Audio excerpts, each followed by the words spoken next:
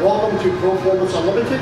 On the dyno today, we have a 350 cubic inch small block Chevy rated at 375 horsepower.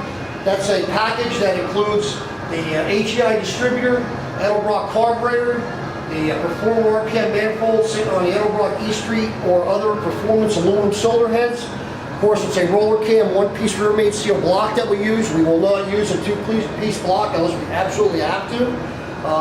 This engine looks pretty sharp. It's got the March all-power steering setup on here. It's got the mechanical fuel pump. We run the braided steel line. It's kind of a nice looking package, and it's relatively inexpensive. You get some nice power for your money.